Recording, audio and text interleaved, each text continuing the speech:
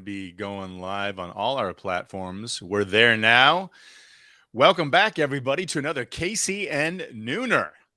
We are live with you every Tuesday from noon until 12:30 because we know that you have inquiring minds and you want to get your questions answered. And I'm joined by the lovely Holly Hanlon today, who is going to ask questions. She's been telling me there's a lot of answers that people would love to get about relationships and narcissism. And how do you know if you're dating a narcissist or if you're in a relationship with one? And if you find yourself in that unenviable position, what do you do? Can you change them? Can you change you? Is there hope for the relationship? So, Holly, I'm going to turn it over to you because I think you're the one that's got the questions today. And anyway, what? I'm sure it's me and a lot of other people that have these questions today. I think narcissism is actually a big topic right now, pretty much everywhere. So, well, let's start out with the basics. What defines a narcissist? Well, it's interesting. So first of all, I'm going to start off by saying I am not a psychologist. I am not a psychotherapist. I am a relationship coach, and I do spend a lot of time coaching people in relationships. So I've seen it, and I've also experienced it firsthand. So anybody who's been in a relationship or had a close friend or a family member that could be considered as a narcissist, I think you will understand and relate to what we're talking about today. But the definition of a narcissist, Holly, is personality qualities that include thinking very highly of oneself, needing admiration, believing others are inferior, but most importantly, the death knell of this quality, and it is a psychological disorder, believe it or not. It's not just an adjective that people throw around out there. People can be diagnosed clinically as narcissistic, but they lack empathy for others. You've heard self-centered, self-important, self-absorbed. Many of you may have heard of somebody called Pygmalion, a Greek mythological character who just loved to look in the mirror and see how beautiful he was. And, most often narcissists also are manipulating, Holly. And so there's a lot of qualities that aren't necessarily helpful or healthy if you are in a relationship with somebody who's a narcissist.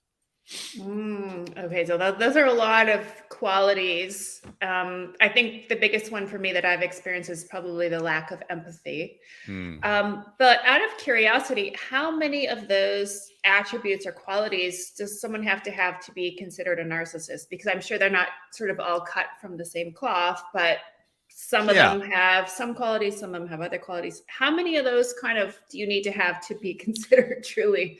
Well, I think one of the most typical quality in a narcissistic relationship, and if it's there, then it would be, is when they have an unreasonably high sense of their own importance, right? It means they're elevating themselves above others. They think they're more important. They think they're deserving or more deserving, and their needs need to be met, and they've got to be number one and in the focus. So I think if that quality is there of, that high sense of their own importance, that's going to reflect through really all their relationships, not just the romantic ones. Could be their kids, could be their coworkers, it could be their friends, certainly their spouse or their partner, right? If you're dating somebody, they're going to need to have their needs met first. So their sense of self is high. Okay. Now there's also a term that kind of goes hand in hand with narcissism, and that's the term gaslighting. Are you able to kind of describe or give us more context as to what that is and what it means, and if we're experiencing it, kind of how to handle it? Sure. I think that one of the, when we think about the idea of gaslighting, it means that somebody else is taking your experience and saying that your reality is repeatedly being questioned by somebody. The term gaslighting, it's funny, came out from a movie in the 40s called Gaslight. And that term was not used at all in that movie. Kind of the history of it. New York Times in 2010 used the term gaslighting in one of their op-eds, and they've used it a few times since then. And it just got kind of brought into popular culture. But gaslighting is when someone says your view of reality is wrong or has no merit. In other words, hey, what you think isn't valid, right? Your perspective. And I think one of the dangers about gaslighting, or let's talk about that in the context of a relationship, Holly, because that's why we're here today, right? Yeah, So absolutely. in a relationship, what I tell couples and what I counsel and what we talk about in the Kick Ass Couples podcast is there are always two opinions or two realities. The two people that are in the relationship, right? There's always two, and both of them are right. Meaning, Mm. you, I think that's a huge key for a lot of people. it is, it Both is. of you are right. Doesn't have to be someone wrong and someone right. It's You because it's can both be perspective. right. You're allowed You to both be right. Yeah, in my relationship, I have my perspective, Holly, and my wife has hers, and it is what she thinks it is. Now, for a narcissist, they're going to say, your reality, when you're gaslighting someone, your reality is flawed, or it's unrealistic, or it doesn't make sense. So in fact, if I gaslight you, I'm going, you don't know what you're talking about. That's totally unrealistic, and what you're believing and thinking is not valid. So in a relationship, that's why a narcissistic or somebody who's gaslighting is so antithetical to a relationship, because I've got to respect the reality of my wife, of my partner in a relationship, because how she feels is how she feels. And I can't invalidate her by saying, get over it. You don't have the right to feel that way, right? And that's what's Yeah. happening in a narcissistic, or when you're being gaslighted. And gaslighting doesn't just occur in romantic relationships. It can be anybody saying, you're wrong, you're invalid, your viewpoint doesn't hold water. And I think for a lot of people who do find themselves in a relationship with a narcissist, they're very empathetic. And I think that's why that match sometimes happen, because they're two extreme personalities. But when it comes to the gaslighting, for people who are very empathetic, they're more the opposite way. So they're making a big point of considering their partner's feelings to the point of discounting their own. And I think that's when the gaslighting comes in, and they start to question themselves. Oh, should I really feel this way? Are they really, it's for them understanding that they are being sort of gaslit, and understanding that it's not actually their fault. Yeah. I think is kind of an issue for a lot of people. Well, and I think you hit on a great point, Holly. Narcissism is not the fault of the person who's receiving it, right? If you're a victim of that kind of behavior, whether it's gaslighting or narcissism, it is not your fault. It's who they are.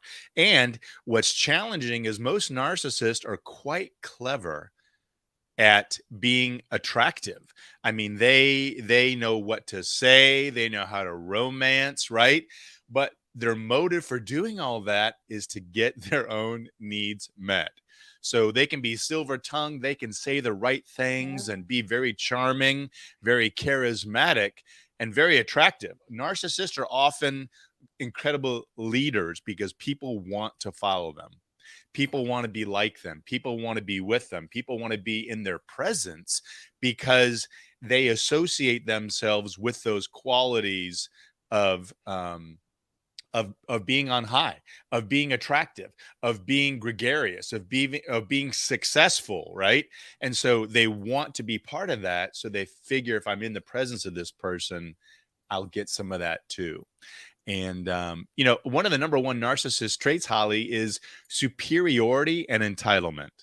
I'm above you, and darn it, I deserve it, right? So when we see someone that commands that respect and truly believes, I think most narcissists believe they are who they are, and that's exactly where they should be. And so the challenge is, what do you do when you're in a relationship and that is where you're feeling? It's a hierarchy, right? And the narcissist is at the top. For the narcissist to feel safe and good in a relationship, they've got to be on top. Their needs are being met. So let's think about that. If you're in a relationship with somebody and they always want, how much, Holly, you ever heard, the answer to the question is, how much is enough? You know what a narcissist would say? What? Just a little bit more, right? In other Makes words, it's sense. never enough. They've never Ah, gotten enough or been words of adulation, being put on a pedestal, praised, recognized for what they're doing in the relationship, right? And it's more about, well, let's enough about you, let's talk about me, right? And man, I don't know about you, but those kinds of qualities are suffocating. And you just how can you endure that? So if you're in a relationship with a narcissist, you better be ready to be a doormat because it's going to mean give, give, give, give, and maybe on occasion you'll receive, but that's not their priority. Their priority is not you. And at Kick Ass Couples right. Nation, we talk about our whole platform, Holly, our podcast, our coaching, our blog, all of our social media is about that key thing of prioritization. When you're in a healthy, strong, right relationship, your partner should be prioritizing you above any other relationship, right? I mean, we talk about Okay. the divine connection and in mine and Kim's relationship, God is number one and she is number two. She's before anyone else. Our kids, our family of origin, our friends, our church, doesn't matter. Her parents, right? I know that I'm first for her and she knows that she's first for me. In a narcissistic relationship, that's not true.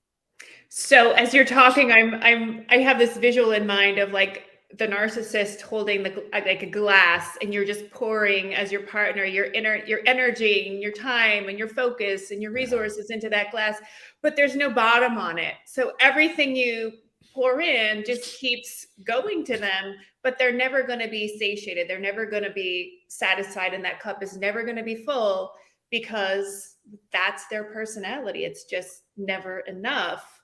And so that leads me to my next question. If you're in a relationship with a narcissist, can you make it work? Is it possible? Well, I think you can make it work if you're willing to give them everything they need and be second.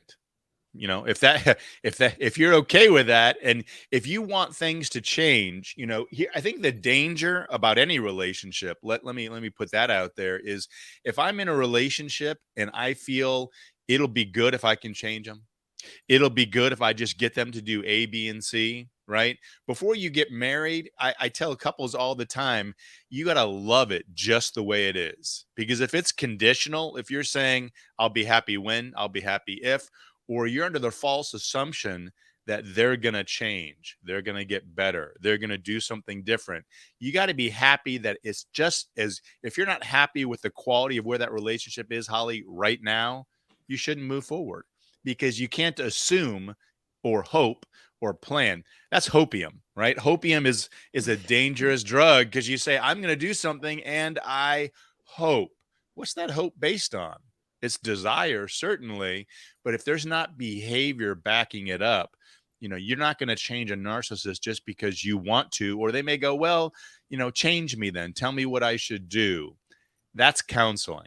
That's psychology. That's trauma. That's past, they're that way for a reason. And that needs to be unwound and unraveled. Otherwise, this can be incredibly difficult to go forward. So if they want to change and they want to be different, that's the first step. But really, it requires professional counseling and coaching. And you need to get with someone who understands the psychosis, the psychology behind why they are that way and what they can do. And it's got to really come from them because there's another danger. You ever been in a relationship, Holly? I know I have, where I say, man, I wish XYZ would change. And if it did, it would be so much better, and it doesn't change, and you can't make them do it. You're hopeful, you're desirous. I want the relationship to be healthy because I love them, I care for them. But if they don't walk through that door and work on that change or say, I want to change and I need your help is steering them to get someone to help them and maybe help the two of you work through it. And it's possible, but man, it's not easy. Yeah, and yeah, I definitely have been in a relationship like that, probably several of them.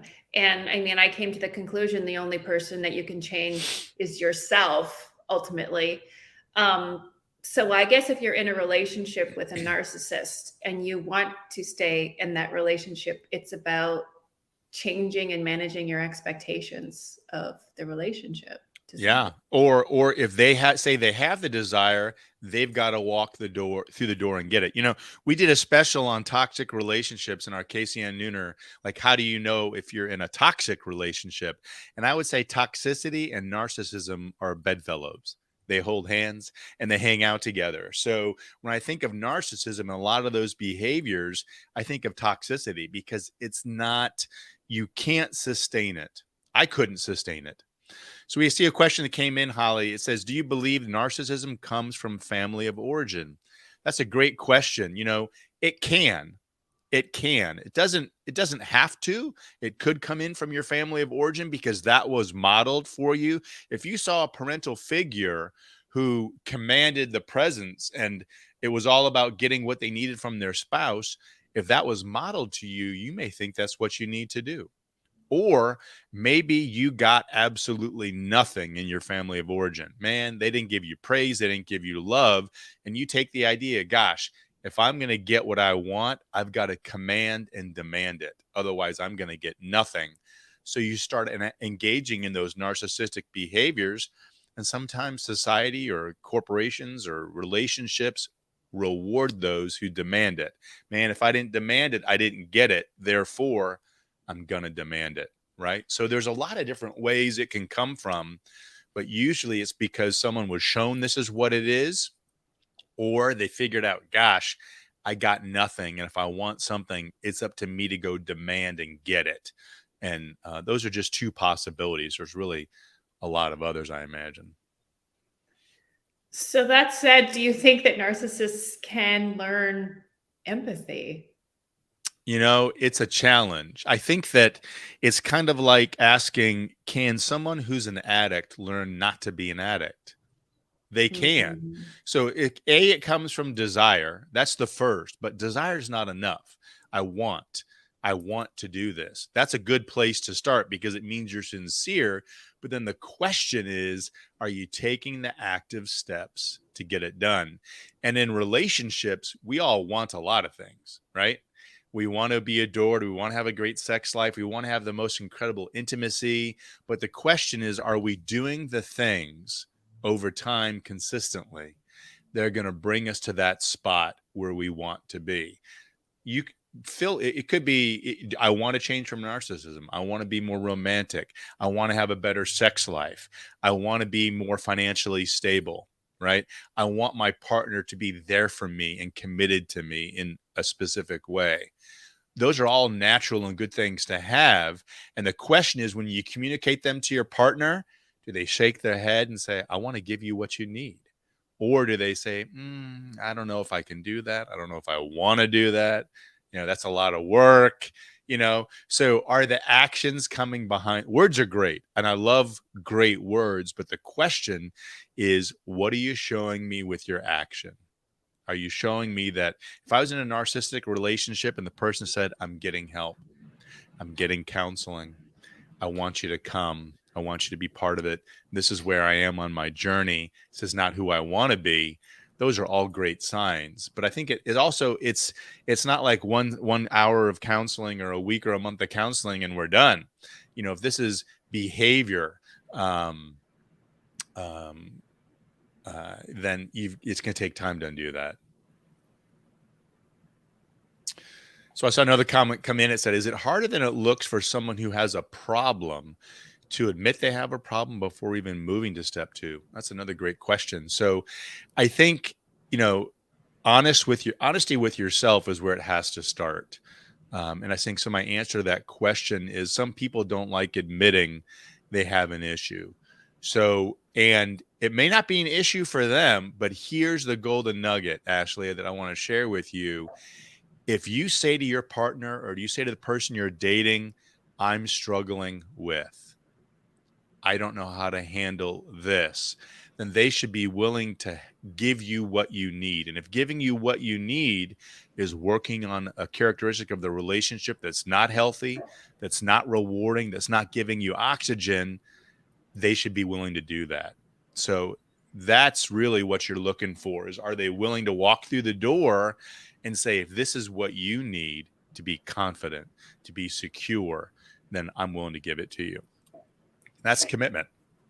And so if I'm in a relationship, and this could actually go whether they're a narcissist or not, but we're talking about narcissists today. So if I'm in a relationship with a narcissist and I want to, the communication's lacking, we're fighting all the time, nobody's happy, what's the best way to invite them or get them to get help with you? Like, I'm sure it's not walking up to them or yelling at them in the middle of a fight, you're a narcissist, you need help. Sure. What's the best way to communicate with them? We need help. Would you join me? Can we take action? That's a great question. Holly, I think communication is one of our pillars at Kick-Ass Couples Nation. We have 14 of them, and that's one of the 3 C's. That's one of the most important to have in a relationship. So if I'm going to talk to my partner about something that's deep or serious, I make an appointment. I make a date. I say, hey, I don't surprise them. I don't get them out of left field. I say, you know what? There's something I need to talk to you about that's pretty important to me. When can we set aside some time without distractions to be able for me to share with you? So you set the time. It's not a surprise. If they say what it's about, just say, I don't want to get into it now. I want to get into it when we're both in the best headspace. So that's number 1, set the table. Number 2, anytime I'm talking to my partner about something that's important to me, I always start by asking them. And I say, you know what? Tell me how you feel our communication is. How am I doing at meeting your needs in our relationship right now? And how do you feel the quality of communication is? Oh gosh, it stinks, or right. Great questions. Yeah. So always ask them first, and always ask them first. Ask them first and say, tell me how you think the issues you're concerned about. See how they feel about them, because they may go, oh, I've been thinking about it, and I really think our communication sucks. And I don't know what to do, but I'd like it to be better. Now your door's open. You can say, gosh, me too. I've been struggling with it too. Tell me, then ask them what their needs are around the topic that you have concerns of. If it's communication or commitment, say, what do you need to know that I am truly committed to you? And listen and ask probing questions and keep them talking. And then when they've got it all out and you can summarize it in your own words and they go, oh yeah, that's it. Then say, well, would you be okay with me sharing what I really need? They're a narcissist. They may go, no, wow. Sorry. Right. But then don't have time for that. You've asked them, right? And they say, oh my gosh, that's exactly what I need. Then say, you know what? I'd like to share with you what I need, because I don't want you to try to read my mind. But I hope that if you know what my needs are, that you'll make them a priority and work towards giving me those things. Wow. Those tips you just gave, I wish I had known those years and years ago. That is incredible. Yeah. Incredible advice for communication. Yeah. We just had a great comment come in from Facebook. If we need help, I like to try making a request for them to help me be better. Ooh. Like make them be a better husband. I might ask, would you be willing to join me in counseling to help me learn how to be a better husband? Wow. I love that one. That is great. I love that. And it's, that's very disarming too, because what the magic about what Juan is saying right now is, I want to show up for you the best way I can. Will you work with me so I can be my best for you? Because that's not saying, hey, it's not pointing the finger and going, you're no good, you've got to do this, but saying, I want to show up and be the best for you. Would you be willing to help come to counseling? Because guess what? If you're in counseling together, the counselor's not just looking at one person. They're looking at the couple. When I was trying to, when Kim and I were at a point where we were getting counseling in our relationship, and I was with a counselor, and he said, well, why are you here? And I said, I want to make our relationship better because we're not real happy where it is right now. First thing he said to me is, where's your wife? He goes, is it just about you? You think it's a one-sided equation? He goes, I'll talk to you today, but next time I want you to bring her in, because if you want to get better, you're going to get better together. And so a lot of people think, yes, you're right, Holly. You made the statement earlier, we can only work on ourselves. And you're right. But if there's love and commitment in the relationship, you're both willing to work on yourselves to be better for the other. And so that's the dance, right? And I think that's an important thing to consider. Yeah. I love the way that that you present it to them as you wanting them to join you so that you can make, the change about them rather than pointing the finger about them and asking them to change and making them feel like everything's wrong with them. It's more just you trying to get better at being in the relationship with them. So I think that's a really, really huge aha moment for me anyway, hopefully for a lot of other people too. Yeah. And when people know, and when you start with your commitment to the individual, right, where you start is critical in any conversation or any approach. If you start with, here's all the things, problems I've got with you, here's all the things that frustrate me about you, what's going to happen? The wall goes up, you become defensive, and you're defending instead of open. But if you open up and say, I want to show up for you, I want to, help me understand what you need, because it's important to me to meet your needs. So, if someone does not receive that well or doesn't want to give it back to you, that's a huge red flag that you should go, ooh, I got to reevaluate myself in this And relationship. like, who can say no to that? When you present it to someone like that, who can say no to that? Yeah, it's hard to. It's hard. And, narcissists can and do love, Holly, but their love tends to be superficial and fleeting. They can get intense emotional attachments, even appearing to fall in love, but they still maintain that complete lack of empathy for the object of their affection. It's because they don't know how. It may not be their fault, That's meaning sad. they're not choosing to say, I only want me. So it's not always a choice. Some don't realize they're there. Just like, most addicts don't, sometimes they know they're addicts and sometimes they don't. Sometimes they just say, hey, this is how I cope and how I deal.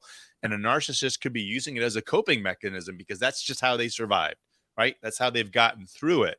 So it's not always intentional that I'm going to push you down to push me up, Yeah. right? So that's something to think about when you're in that relationship. But you lead with love, you lead with yourself, and you lead with your own commitment. And when you've done that, your partner in any quality relationship is going to lead back with love.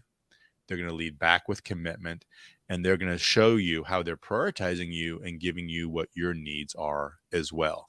That's the dance, and that's normal. That's how it should be in any relationship. And so when you have that conversation with them and they do say, no, I'm not interested in coming with you to help you be better at, being a better partner to me. If they just won't go, is that where you draw the line and say, okay, this relationship is finished? Well, that's up to you. Ask yourself the question, if this person is not committed to helping me be the best I can be, do I want to keep my wagon hitched to them? And if the answer is hell to the no, then there's a pretty clear answer. I couldn't stay in a relationship where my partner, my life partner, is not committed to seeing the best in me, bringing out the best in me, and supporting me to be the best I can be. So I'm not going to tell someone what they should or shouldn't do, because if you don't mind being in that place and you don't mind being a solo journey and not getting your needs met, then that's a whole nother sort of dysfunction. I don't think I could be Yeah. involved And in. I think we talked about this once before. I think it comes down to your values. Do your Yeah. values It's commitment. align? Commitment is the bedrock of any relationship. And if you're not equally yoked, meaning you're each committed to doing what needs to be done to make the other one the best they can be unconditionally, then there's not the right kind of commitment in the relationship, in my opinion. And and all the couples we've talked to, all the couples we've counseled and coached, all of the webinars we've done for the past few years, that's a constant and that's a continuum. Not everybody, Holly, not everybody knows how to do it. So if you're out there and you're someone going, all right, I'm not where I want to be, but I don't know how to get there, come join Kick-Ass Couples Nation. We have a platform, a membership. We have relationship coaches that are trained therapists, and I have a dedicated coaching program to help people make the changes to have the best relationship and to reach their own relationship nirvana. So come join us. Come to MatthewPHoffman.com. Listen to the Kick-Ass Couples podcast. We're about to celebrate episode 100. We're excited about that. Or come join a webinar. We put the links in all of our social media. Come for free. It's $100 value. That, and you're live us. here, and you're live here every Tuesday too. Every Tuesday, we're talking about fun stuff on a nooner. So come have a nooner with us. And man, our time went fast today. It really did. And bring your questions, because, Matthew is an incredible, incredible resource. He is like a fountain of knowledge when it comes to relationships. I feel like I'm privileged enough to work with him and for him. And I just feel like I'm constantly getting incredible tips to do with relationships. And, if you can take, 15 minutes and join the live, or join KCN, or just follow us on social media, follow Matthew on social media. There's just so much wealth and so much knowledge to be had to make your relationships better. And we're all here wanting to make the world a better place. So what better place to start than with your relationships? So, well, thanks for being with us today, Holly. Appreciate all the questions, and we want everybody to remember one thing, that happily ever after does not just happen. It's on purpose. So we hope to see you out there and back here again. Awesome. Thank you, Matthew. This is my amazing. pleasure. Thank you, Holly. Bye-bye.